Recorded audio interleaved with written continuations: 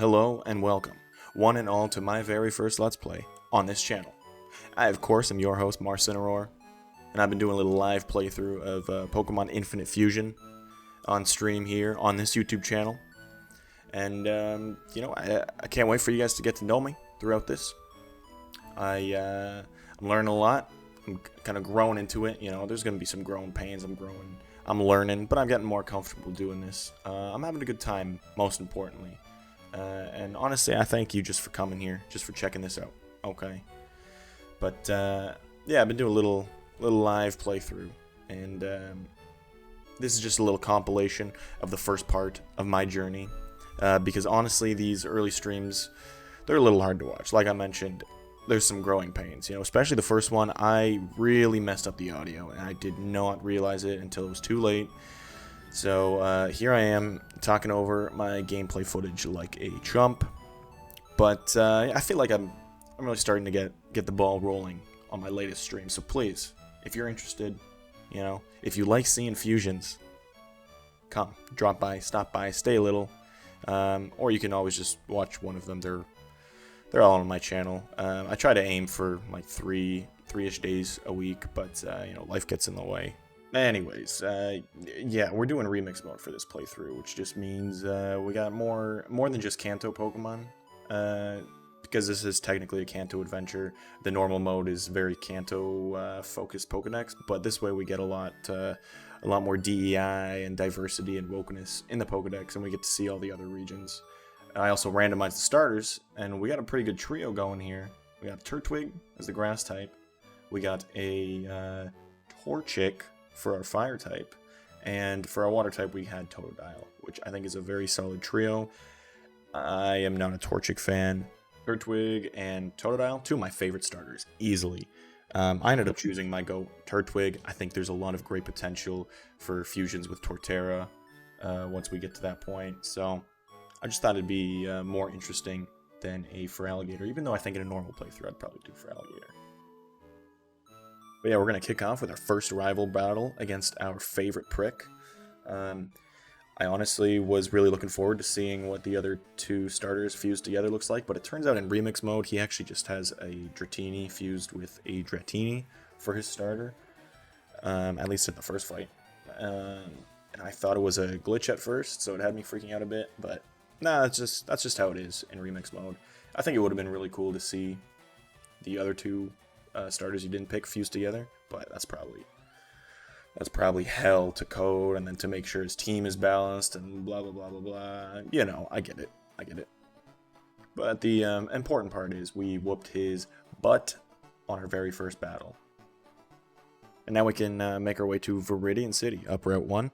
We run into our very first trainer battle, our non-rival trainer battle, I should say. And all she's got is a little Sentret as a real fusion, Senril. We easily wipe the floor with her. And we can move on to grab Professor Oak's parcel from Viridian City. I mean, this is all, we've all played Kanto, guys. We know what's going on here. I don't even know why I'm showing this. I can just skip to the good part. Especially since Fire Red and Leaf Green just re-released on the Switch. Hope everyone's enjoying those. Absolutely wonderful games. Oh, God. Those are great. I just can't justify spending $30 on them right now. The amount of times I've played that game over and over. Dude, I have it memorized, I swear to God. But, God, such great games. And it makes me happy seeing people play them for the first time. But I digress, okay? We brought down the parcel. We gave Professor Oak the parcel. He gives us the Pokedex. We get some DNA splicers and some Pokeballs. And I was hoping to actually run into a Fletchling. Big Talonflame fan, I know. I'm very unique. So I had to catch Fletchling. Had to. Then we actually run into a Shinx. Same route. We found a Shinx and a Fletchling. Both have to get added to our teams. Both wonderful little guys. Okay, and decided to fuse Shinx with Atlas. I think Turtwig Shinx, that can be a good fusion. And I was not disappointed. Look at that. Dude, that's awesome. Turnks. Whatever. I don't know what it is. I don't know. But it looks great. He looks wonderful. Sorry. She looks wonderful. And after that, we headed over to Route 9. Hurted a little boy's feelings. And, of course, we ran into our prick neighbor again, Blue. We found out the hard way that I cannot touch him. He has a ghost type. This early in the game, bro? Dude, I was pissed. I was gobsmacked. So, I had to forfeit that and decided to try and catch some Pokemon that might have anything but a normal type move. Found a Rockruff, hoping for Bite. I don't think he gets Bite for a while, especially not at level 2. But we did manage to find our very own Duskull to participate in some ghost-on-ghost violence. So we take another crack at Blue. We get Kraken. And, well, it goes a little bit better this time. You know, we wipe the floor with him again. And that Duskull catch was a huge help. But also Duskull is one of the best Pokemon to fuse with from what I've seen. I mean, he's got some great fusions. A lot of potential. Cute little guy. Cute little freak, honestly. I'm a big Duskull fan. Always have been. And I decide to fuse my Rockruff and my Spooky together. I think a little ghost dog, a little cemetery guardian. That'd be pretty cool. And boom! I was right. Look at that. La Spooky. Love it. Beautiful little guy.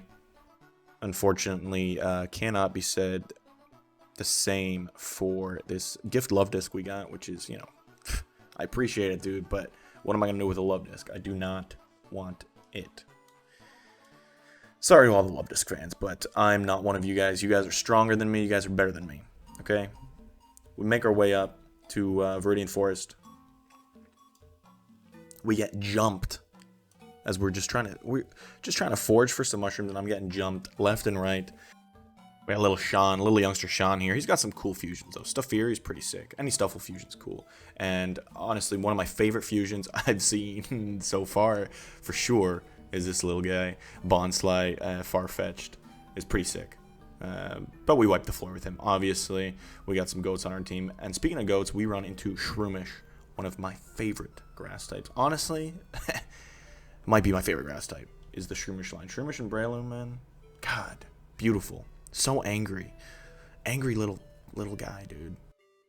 And not too long after catching that Shroomish, we actually run into an even cooler encounter. We get a Larvesta, dude. You know I'm catching that, man. You run into a Larvesta, you catch a Larvesta. That's just how it goes.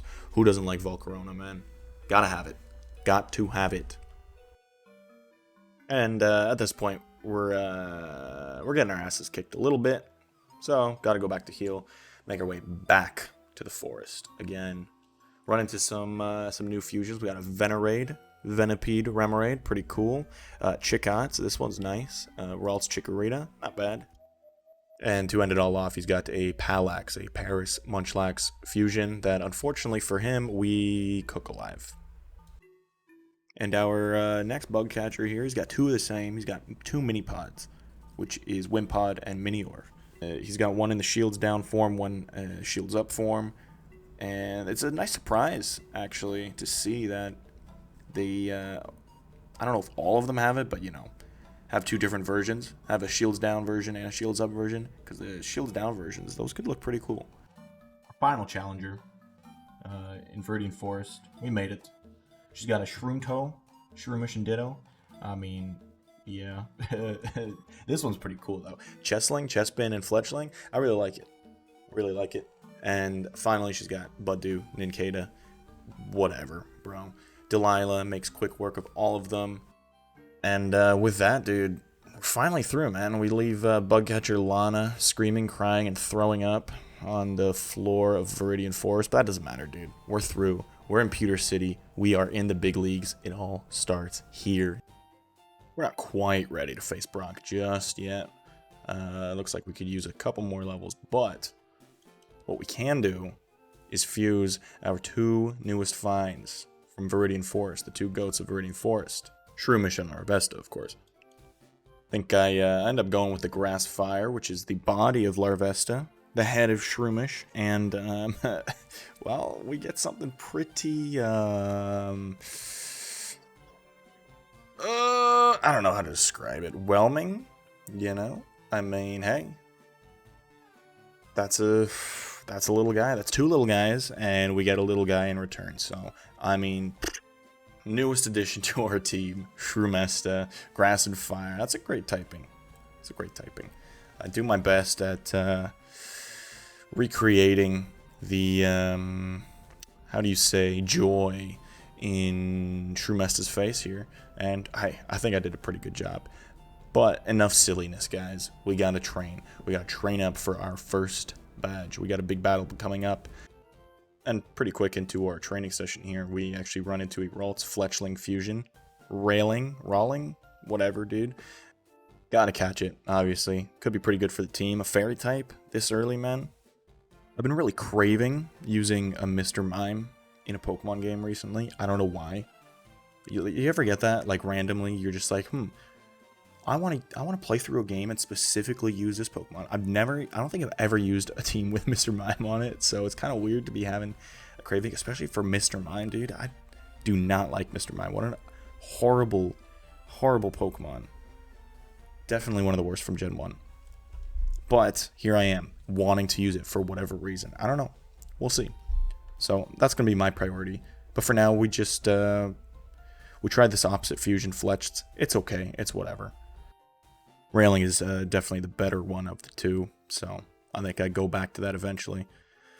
But for now, we keep doing our training, and dude, we get another great encounter. Stuffle. Learning Stuffle in the game, that was awesome. Because, I mean, basically all the Stuffle fusions are just the other Pokemon, but as a stuffed animal. But that's pretty cool, man. I don't know. We saw a Stuffle, what was it, Stuffle Baneri earlier in Viridian Forest. Not bad. I feel like you do quite a bit with it. And obviously, with Brock, first type being Rock, or actually, he's not Rock in this. And I learned that the hard way, that the gym leader types change too. But to like, nothing crazy. They're all pretty close to the original type. So like Brock, who was Rock type originally, I believe he's Steel type in this. Regardless, a Stuffle's going to be great to have against Brock. Anyway, I'm just in the hotel here, picking up a bunch of quests. Hotels are kind of like the quest hubs. I think there's one in each city, and you get quite a few quests that are good for rewards. One of them was to find a revive lost in the city, and boom, first bench I checked, I found it already. So now I believe we gotta get some tiny mushrooms from Viridian Forest, and then also a fully evolved bug type Pokemon. So that's what we're looking for in Viridian Forest. Unfortunately, we have to come back, but it is what it is. Such is the life of a Pokemon trainer. Luckily, we do run into a Caterpie, which is perfect for our quest. I think I decide to catch that Caterpie. We can train it up to a Butterfree, no problem.